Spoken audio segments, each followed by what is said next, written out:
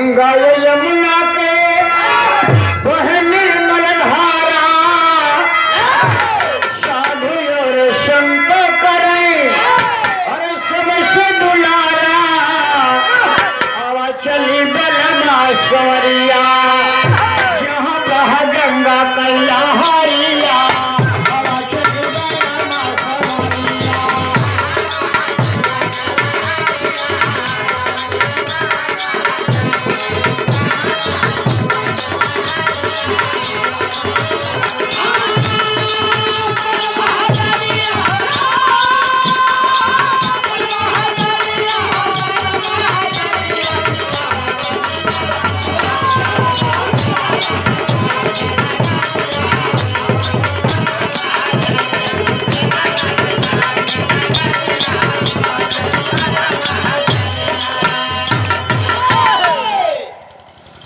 बड़ी बड़ी चीजें प्रयागराज के स्थान में देखने को मिलती है सैया, और चलकर करेंगे आगे माई गंगा के दरबार में चलकर क्या करेंगे।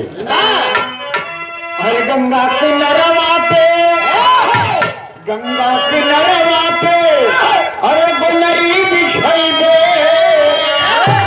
माई के दुआरिया पे अरे ये जरा फैलई दे आवा चली बलमा सवरिया अरे मांगल एक फूला ला नाला आवा चली बलमा सवरिया।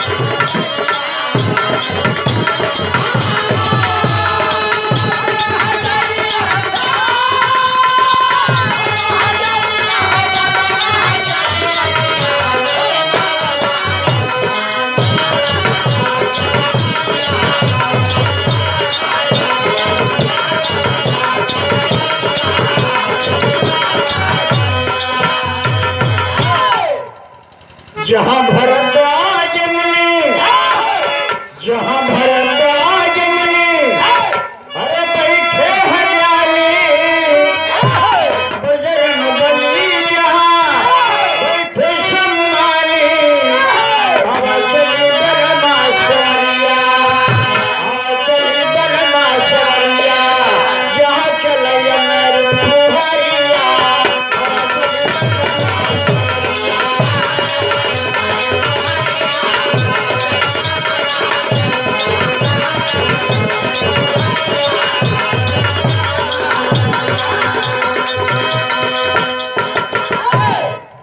आखिरी बंधु पावन प्रयागराज तीर्थों का राजा कहा जाता है, जहाँ भरद्वाज मुनि को भगवान पुरुषोत्तम राम दर्शन करके तब जंगल में गए 14 साल वनवास करने के लिए। अच्छा नंदलाल भाई हमारे इसी गांव से बहुत बड़ा आशीर्वाद की विषय है। अरे गंगा यमुना से मंगवाई मंगलवा चौरसिया भैया का सक्षम रहे घर नवा आवा चली बलमा सवरिया जिनके घर आएगा भैया आवा चली बलमा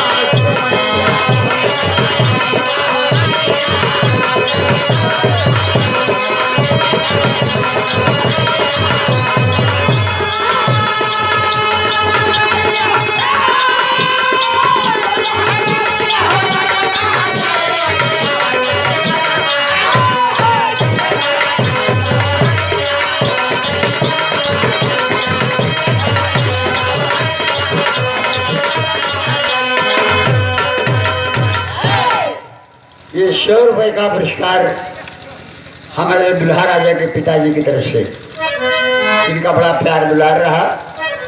अरे बड़े दिन से रहा बाबू मन में ये मनवा कि लाल गिलहरी अशुद्धई गई ही गनवा आवा चली बलमा सवरिया लहरी चूमई सवही